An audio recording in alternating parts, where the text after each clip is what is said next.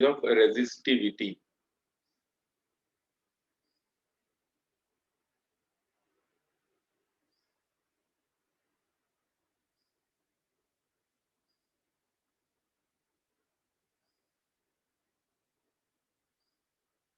Resistivity, देखो resistance अलग होता है, रेजिस्टिविटी अलग होती है। होता ही है दैट, चलो आप लोग ही बताओ कि भाई एक ऐसा कंडक्टर है, जैसे ये बैटरी है, ठीक है इधर, और यहाँ पे एक इतना बड़ा आयरन का रॉड है,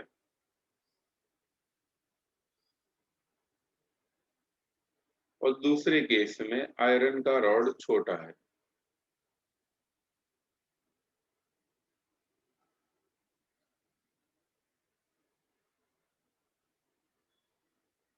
ठीक है, पहले वाले केस में लेंथ ज्यादा है, दूसरे वाले केस में लेंथ कम है।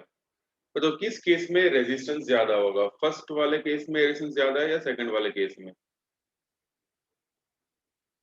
Resistance is greater in first case, चलो भाई सबको पता चल गया, फर्स्ट वाले केस में रेजिस्टेंस ज्यादा होगा। तो we can say that resistance जो है वो किसके साथ प्रोपोर्शन में होता है? तो resistance is directly proportional to the length, जितनी लेंथ ज्यादा होगी उतना रेजिस्टेंस ज्यादा होगा। चलो दूसरा केस लेते हैं। एक केस में वायर का एरिया ऑफ क्रॉस सेक्शन ऐसा है कुछ, ठीक है, it is like this, thick wire है, इसमें से करंट पास हो रहा है, और दूसरे केस में थोड़ा वायर थिन है, लेंथ दोनों की सेम, बट एक थिन वायर एक थिक वायर, तो किसमें से जल्दी से करंट पास होगा, थिन में से या थिक में से? फर्स्ट केस या सेकंड केस, करंट किसमें से ज्यादा पास होगा? यस, तो ये याद रखना, थिक वायर जो हो उसमें से करंट ज्यादा पास होता है, थिन में से नहीं। ओके, थिक वायर होगा तो करंट इजीली फ्लो हो जाएगा, रेजिस्टेंस अगर मिलेगा तो वो कहीं से भी, देखो अगर आपको आपके दिमाग में ये नहीं जा रहा है कि भाई थिक वायर या थिन वायर, तो मुकेश वाला एग्जांपल वापस से याद करो।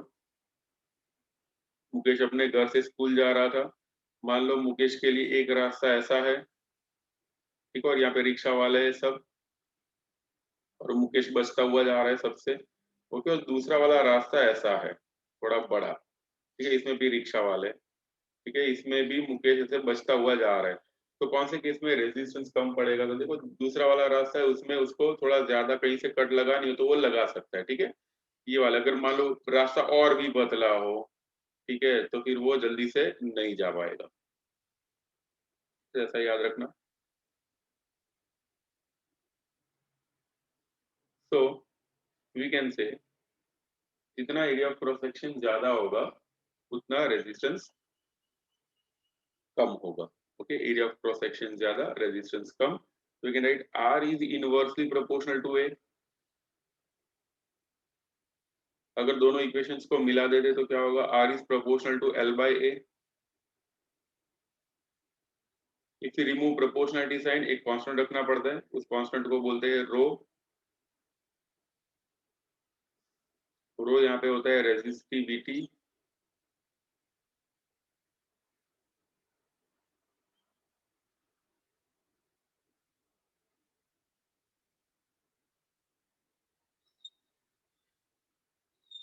रो इज कॉल्ड रेजिस्टिविटी।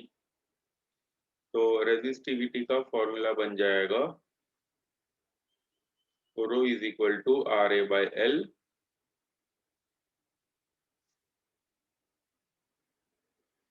अगर डेफिनेशन देना हो रेजिस्टिविटी का तो ऐसा होगा,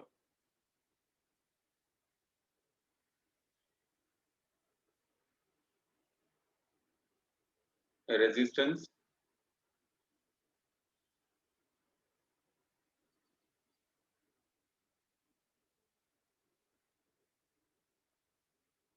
of a wire having unit area of cross section and unit length is called resistivity. ठीक है, जिस वायर का एरिया 1 यूनिट हो और लेंथ 1 यूनिट, देखो ये दोनों 1 हो जाए तो रेजिस्टिविटी हो जाएगा रेजिस्टेंस। ओके, तो resistance of a wire having unit area and unit length is called resistivity. Resistivity क्या होती है? It depends on type of material, याद रखना। रेजिस्टिविटी डिपेंड्स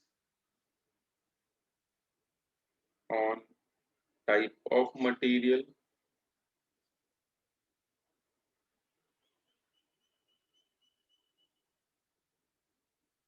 प्रेशर पे डिपेंड करती है और टेम्परेचर पे भी डिपेंड करती है। तो दो मटेरियल इमेजिन करो, लाइक आयरन का एक रॉड है बड़ा सा, ठीक है, और एक छोटा रॉड है। इन दोनों में से बताओ रेजिस्टेंस किसका ज्यादा होगा? नंबर 1, नंबर 2, रेजिस्टेंस किसका ज्यादा होगा, 1 का या 2 का? यस, तो रेजिस्टेंस 1 का ज्यादा होगा। एंड अरे 2 का रेजिस्टेंस कैसे ज्यादा होगा? 2 का तो लेंथ कम है। 1 का रेजिस्टेंस ज्यादा होगा। अब ये बताओ रेजिस्टिविटी किसकी ज्यादा होगी या किसकी कम होगी या क्या होगा? रेजिस्टिविटी, यस परफेक्ट, दर्शी, रुद्धि, सेम सेम आंसर आएगा। तनीषा ऑल्सो करेक्ट आंसर, ध्रुव ऑल्सो करेक्ट आंसर।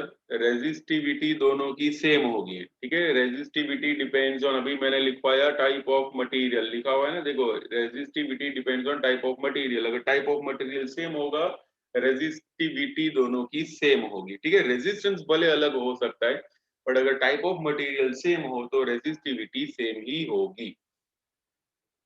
ओके, भले कैसे ही टाइप का कंडक्टर क्यों ना हो। सी एस यानी क्रॉस सेक्शन। ठीक है, एरिया ऑफ सी एस यानी एरिया ऑफ क्रॉस सेक्शन।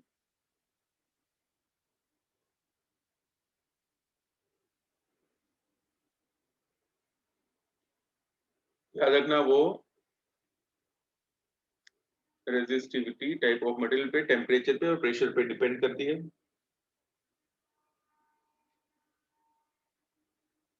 का unit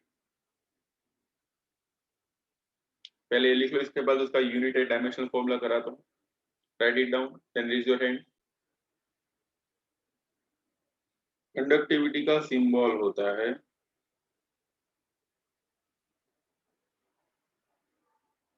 sigma, and it is defined as the inverse of या फिर रेसिप्रोकल ऑफ रेजिस्टिविटी।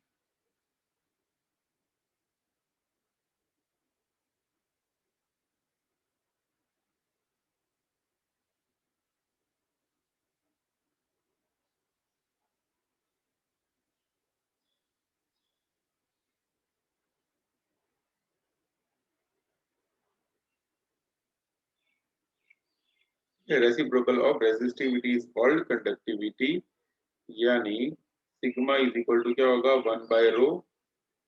अभी याद करो, रो इज इक्वल टू क्या होता है, RA/L। अभी हम लोगों ने पढ़ा था। ठीक है, रो इज इक्वल टू RA/L। अगर इसका उल्टा कर देते हैं तो सिग्मा हो जाएगा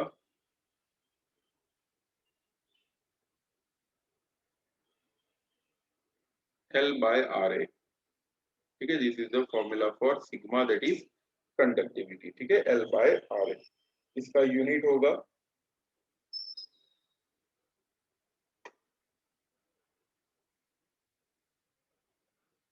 याद रखना, रेजिस्टेंस का यूनिट, सॉरी रेजिस्टिविटी का यूनिट था, यहाँ पे लिखता हूँ, तो रो का यूनिट होता है ओम इंटू मीटर। ठीक है, ohm into metre is a unit of resistivity. इसका यूनिट होगा ओम इनवर्स मीटर इनवर्स। ठीक है, ऐसा लिख सकते हैं, या तो फिर अब याद रखना ओम इनवर्स जो होता है ना, उसे लिख सकते हैं ऐसा।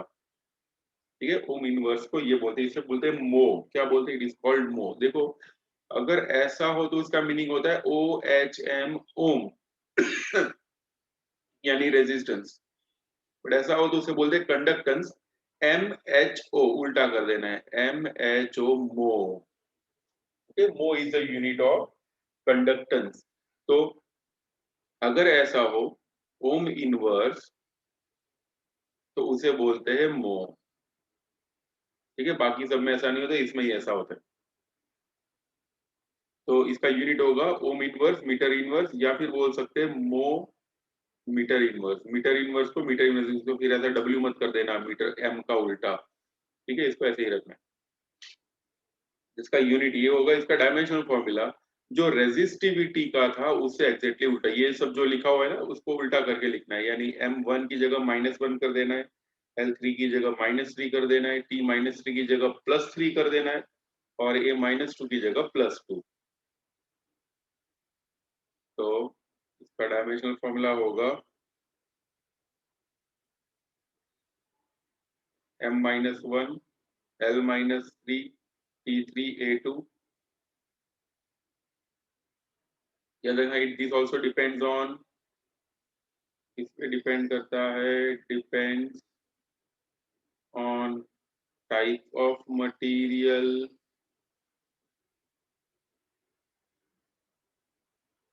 प्रेशर और टेम्परेचर। ठीक है, इन सब पे ये डिपेंड करता है। ठीक है, लिखो जल्दी से, ये देन रेज योर हैंड।